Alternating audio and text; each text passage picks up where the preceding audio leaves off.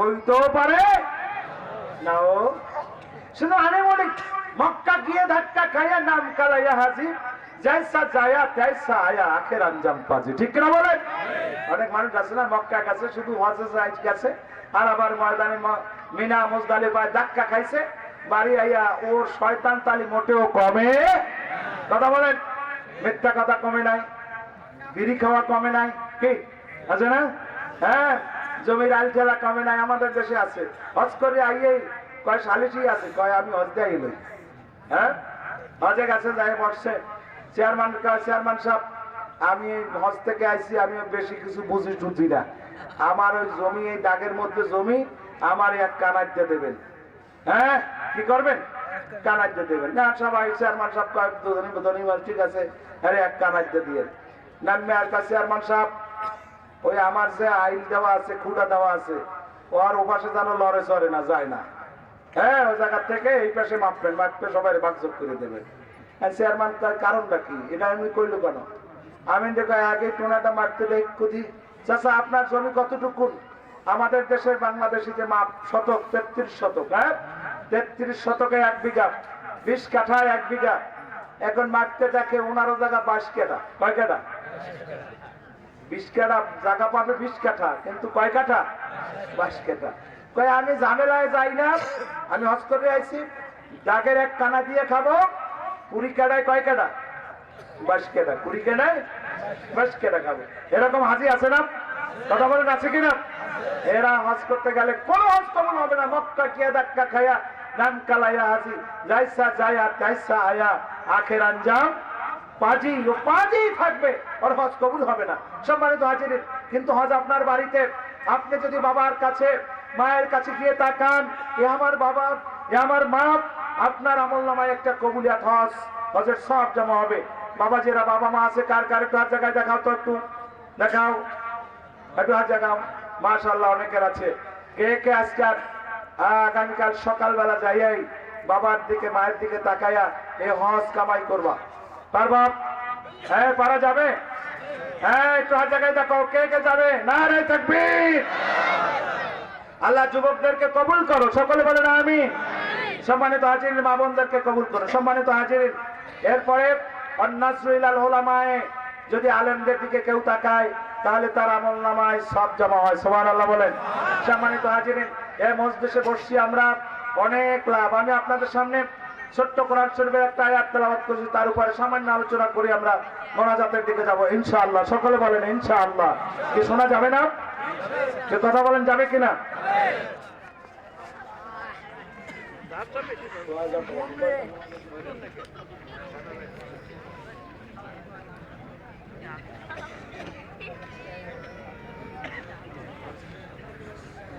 আচ্ছা, সম্মানিত হাজির, কি আপনাদের কষ্ট হচ্ছে নাকি?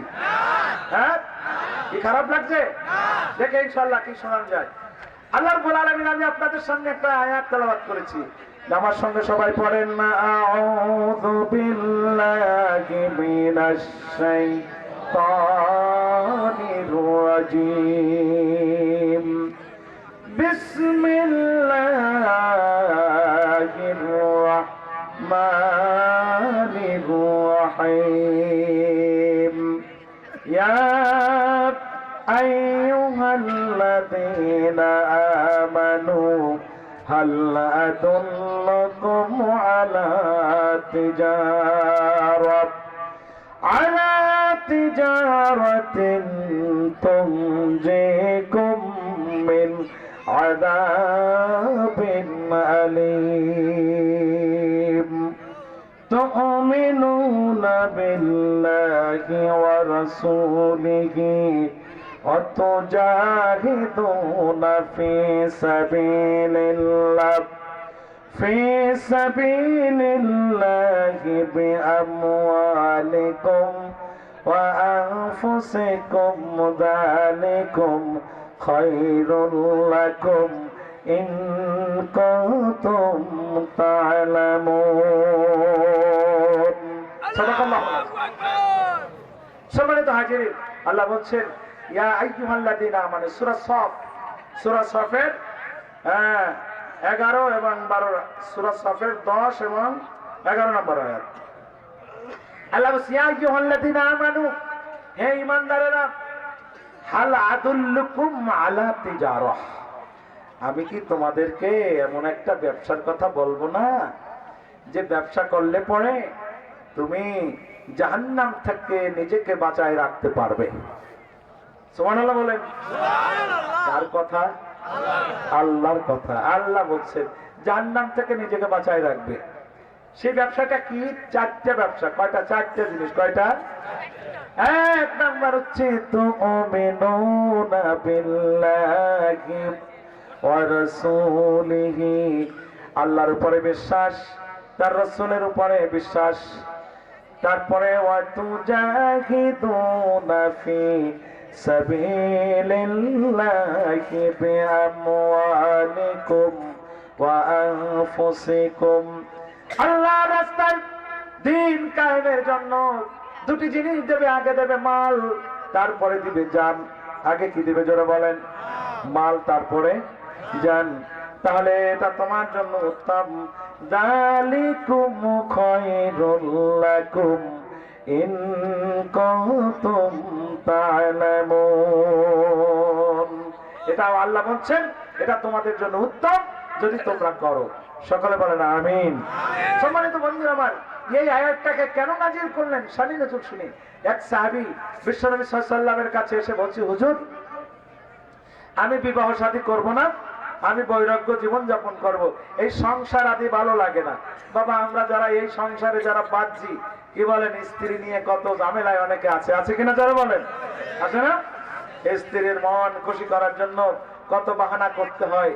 সন্তান টাকা কামাই করে স্ত্রীর মন খুশি করতে গিয়ে বাবা মাকে দিতে পারে না, আছে কিনা বলেন? এখানে আমরা যারা আছি হয়তো আমাদের এরকম সমস্যা নাই, সমস্ত জায়গায় গেলেই এই সমস্যা। মা বোন যারা আছেন রাগ করবেন না, সন্তান টাকা কামাই করবে, এর মধ্যে হক আপনারও আছে, আপনার শ্বশুর শাশুড়িরও আছে, ঠিক কিনা বলেন? সবার আছে সন্তানের। এখন সাহাবী কয়, হুজুর আমি এই বৈরাগ্য জীবন যাপন করব, আমি বিয়ে শাদী করব না। আল্লাহ তাআলা বলছেন, নবী বললেন না না তুমি এটা কেন করবে না? আর নিকাহু সুন্নতি ফামান রাগিবা আন সুন্নতি ফালাইসা মিন্নি, নিকাহ আমার সুন্নত, বিবাহ আমার সুন্নত, এই সুন্নত যে পালন করবে না সে আমার দলভুক্ত নয়, সে আমার দলভুক্ত নয়। সাহাবী বললেন, হুজুর এটা তো ঝামেলা। কি ঝামেলা? স্ত্রী যদি সমস্যা বাজে তাহলে এর চাইতে আর ঝামেলা কিছু আছে? যে ঘরে স্ত্রী ঝামেলা থাকে সেই সংসারটা জাহান্নামের টুকরায় পরিণত হয়ে যায়। একজন সাহাবী আমাস রাদিয়াল্লাহু তাআলা, সাহাবীর নাম কি বলেন? আমাস, জলিল কদর সাহাবী, বড় মুহাক্কিক। সেই ইমাম আবু হানিফা রাহমাতুল্লাহ আলাইহি, আমাদের যে মাযহাব ইমাম আবু হানিফা, ইমাম আবু হানিফা রাহমাতুল্লাহ আলাইহির ওস্তাদ।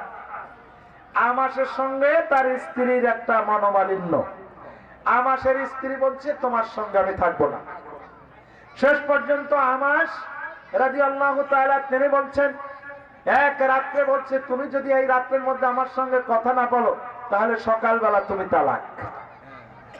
এই কথা যখন বলছে, আমাসের স্ত্রী চিন্তা করছে আমারে তালাক তো দাও না, আমি এই সুযোগ পাইছি, আমি তোমার সঙ্গে কোনো কথাই বলবো না।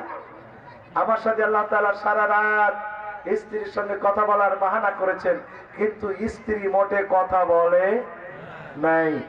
চিন্তায় পড়ে গেল আমাস কি করবে। তিনি দৌড়ায় গেলেন তার ছাত্র ইমাম আজম আবু হানিফা রাহমাতুল্লাহ আলাইহির কাছে। সুবহানাল্লাহ বলেন। আমাদের মাযহাবের ইমাম, শ্রেষ্ঠ ইমাম, তার জ্ঞান তার গভীরতা তো বেশি ছিল। দৌড়ায় গিয়ে দেখেন তিনি কোরআন শরীফ তেলাওয়াত করছেন। রাতে ডাক দিয়েছেন ইমাম আজম আবু হানিফা, হুজুর আপনি কেন আসছেন? নোমান ইবনে সাবিত, ইমাম আবু হানিফার নাম হচ্ছে নোমান ইবনে সাবিত। হুজুর আপনি কেন আসছেন?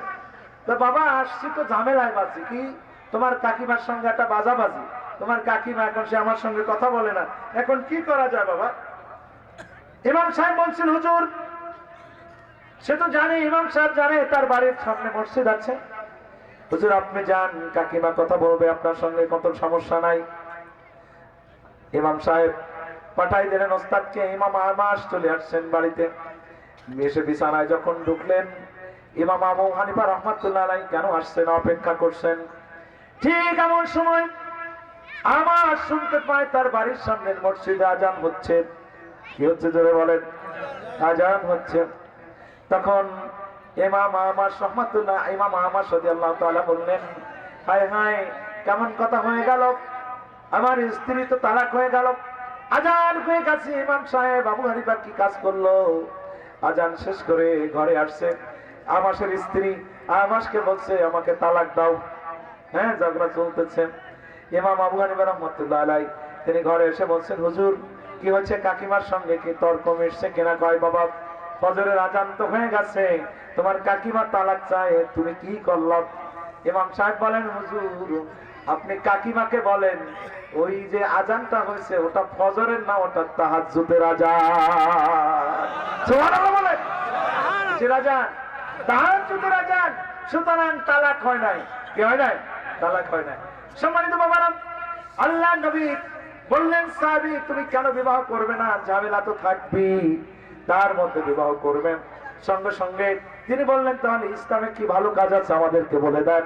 আল্লাহ রাব্বুল আলামিন আয়াত নাযিল করে বললেন, হাল আদুল্লুকুম আলা তিজারাতিন তুনজিকুম মিন আযাবিন আলীম। আল্লাহু আকবার।